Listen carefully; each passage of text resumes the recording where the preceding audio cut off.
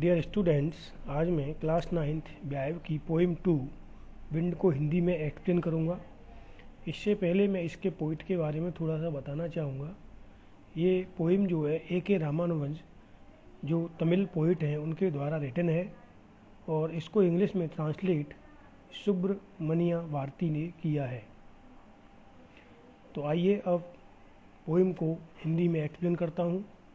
Wind comes softly, don't break the shutters of the windows, don't scatter the papers, don't throw down the books on the shelf.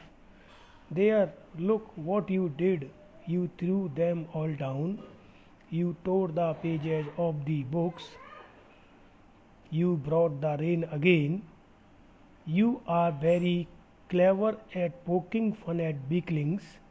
Frail crumbling houses, crumbling doors, crumbling rafters, crumbling wood, crumbling bodies, crumbling lives, crumbling hearts. The wind god winnows and crushes them all.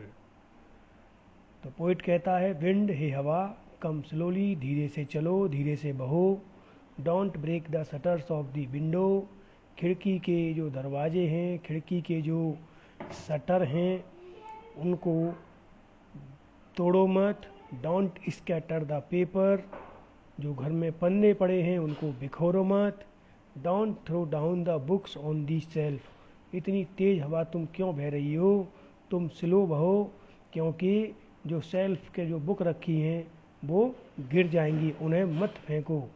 There look what you did, देखो वहाँ तुमने क्या कर दिया।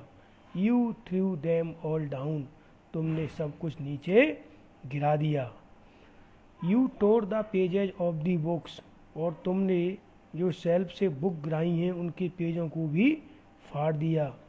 You brought rain again, तुम फिर वर्षा ले आई, तुम फिर से बारिश को ले आई।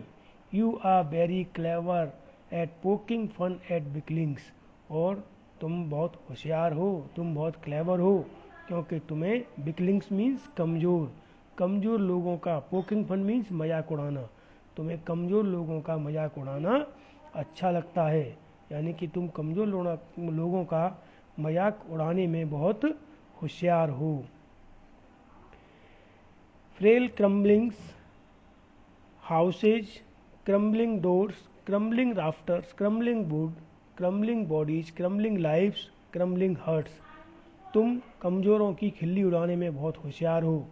फ्रेल क्रम्बलिंग हाउस, कमज़ोर, क्रम्बलिंग मीन्स चरमराते हुए हाउसेज, घरों को, क्रम्बलिंग डोर्स, चरमराते हुए दरवाज़ों को, क्रम्बलिंग राफ्टर्स, चरमराती हुई बल्लियों को, क्रम्बलिंग वुड, चरमराती हुई लकड़ियों को, क्रम्बलिंग बॉडीज, चरमराते हुए शरीरों को, क्रम्बलिंग लाइव्स, चरमराती हुई जिंदगियों को, क्रम्बलिंग हर्ट्स, चरमराते हुए दिलों को।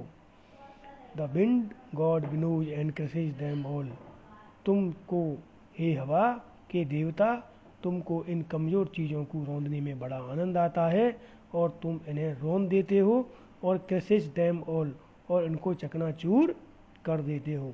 इस तरह से पोइट पहले स्टेंजा में विंड के द्वारा किए हुए नुकसान के लिए विंड से रुकने को कहता है, और वो कहता है कि तुम अगर इस तरह से बहोगी तो कमज़ोर लोगों का क्या होगा, जिनके घर के दरवाजे कमज़ोर हैं, जिनका घर कमज़ोर हैं, जिनके शरीर कमज़ोर हैं, जिनके हार्ट कमज़ोर हैं, ऐसे लोगों का क्या होगा। नेक्स्ट स्टेंजा में, he want to do what you tell him,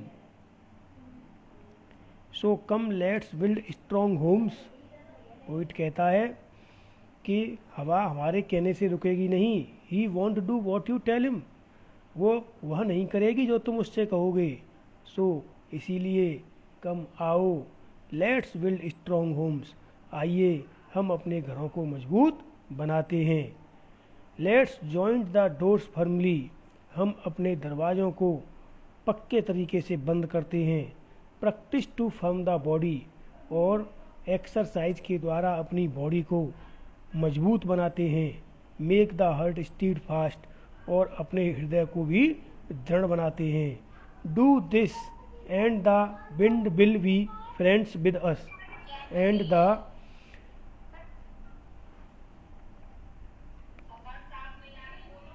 wind will be friends with us, और तुम ऐसा करो, the wind will be friends with us, हवा भी हमारी फ्रेंड बन जाएगी।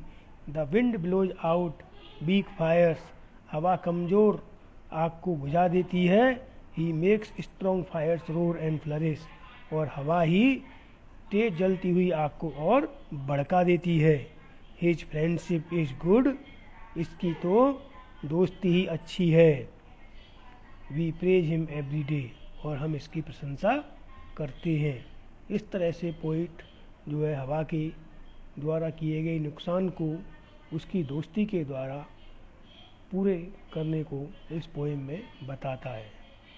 So students, I hope you can understand this explanation of this poem easily. If someone has any doubt, please comment in a comment box and like, share the video to your friends. Thank you.